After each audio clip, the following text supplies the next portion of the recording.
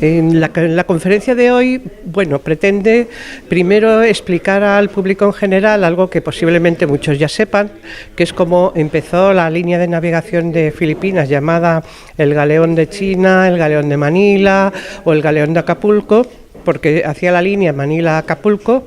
y que era en definitiva la conexión oriental con todos los virreinatos de la corona española, y de esas mercancías muchas se quedaban en América, pero muchas también venían a España. Y era una alternativa a toda la ruta portuguesa de Extremo Oriente que pasaba bordeando por toda África, pues Cabo Verde hacia arriba, exclusiva de los portugueses, y esta pues había, como digo antes, constituido una alternativa que permitió entrar a España en el comercio global, tanto de productos europeos en Oriente como viceversa. Entonces, claro, ¿qué llevaban todos esos barcos? Aparte de productos alimenticios, materias primas, etcétera, llevaban una serie de bienes que eran valiosos, porque hay que pensar que esos trayectos eran muy largos, en realidad, traducido a términos económicos actuales, serían muy caros, y que había que aprovechar a fondo cada milímetro de las naves, porque eran travesías pues hasta peligrosas por las circunstancias exteriores climáticas, y también por la piratería y los asaltos de naciones enemigas incluso. Y entonces, se trata también de ilustrar todo lo que los barcos llevaban, pero centrado en lo que son los productos, más lujosos, que claro, eran productos artísticos también, eran productos de alto precio, y poco a poco fueron cambiando tanto la mirada de Occidente hacia Oriente como la de Oriente hacia Occidente, porque se trasvasaban, como digo, todos estos bienes culturales, todas estas obras de arte, etcétera. Y todo esto duró unos cuantos siglos, hasta que finalmente, debido a la independencia de México, se cierra la línea. Y entonces se abre, pero ya siguiendo la vieja ruta portuguesa, es decir, pasando por África, y ya cuando se abre el canal de Suez, por el canal de Suez, hasta la pérdida de Filipinas en 1898. Y entonces hay como una especie de segunda tanda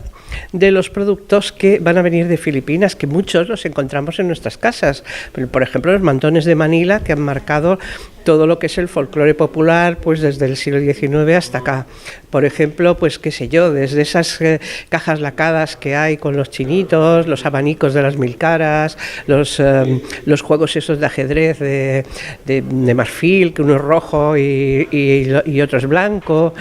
muebles incluso, en fin, ropa, como los famosos nipis, que se tenía como la ropa más delicada que existía, más transparente. Es un poco la presencia del oriental, y sobre todo de cómo lo oriental, ya digo, ha cambiado nuestra mirada, nuestra perspectiva, hasta incluso la historia del arte, porque pensad que todo eso fueron modelos de Europa, fueron a Asia. De Asia vinieron otros modelos, pero también fueron y vinieron en un tornaviaje. Entonces, cómo iba cambiando todo, cómo los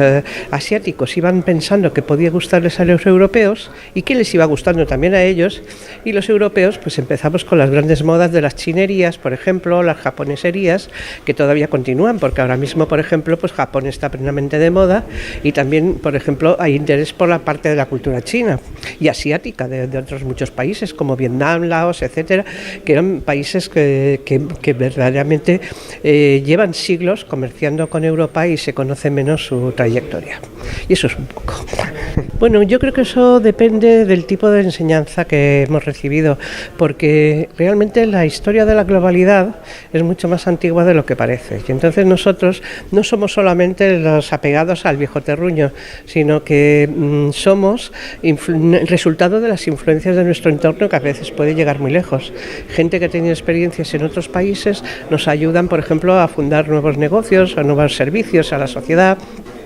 Por ejemplo, gente que puede comprender otras culturas sirve de intérprete para abrir no solo mercados, sino también espacios culturales. Entonces, en este mundo que es un poco transversal que tenemos actualmente, yo creo que sí que debería en las aulas explicarse que precisamente nosotros, por la situación geográfica que tenemos, abierta al Mediterráneo, abierta al Atlántico,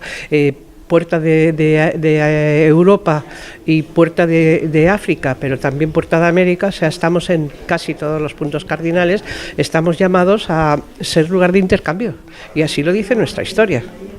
Bueno, mi historia es que es muy curiosa porque la asamblea me invitó a dar unas conferencias dentro de unos ciclos y entonces así por un comentario casual les dije, ay, Novelda, mi familia es de Novelda.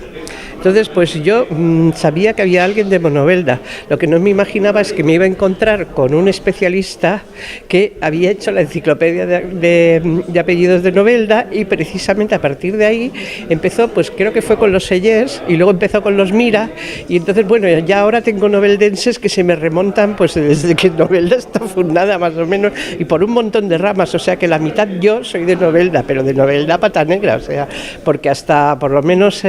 mediados del siglo XIX no bajan a Hondón de los Frailes, que es donde vivían mis abuelos, luego emigraron a Francia, luego volvieron, en fin, las historias estas que tenemos en todas las familias. O sea que también es mi patria chica y ya pues les pareció tan divertido y luego pues supongo que también por el currículum o por lo que a ellos les pareciera, pues me hicieron miembro de la asamblea. Pero aparte de eso, tengo más que una asamblea amistoso-literaria tipo academia, que lo es de alguna forma, pues tengo un grupo de amigos que nos apreciamos muchísimo y entonces yo estoy dispuesta a colaborar siempre que me pidan algo. Hemos traído los belenes, hemos venido varias veces a dar conferencias, lo que quieran. Estoy a su disposición y por supuesto de los noveldenses.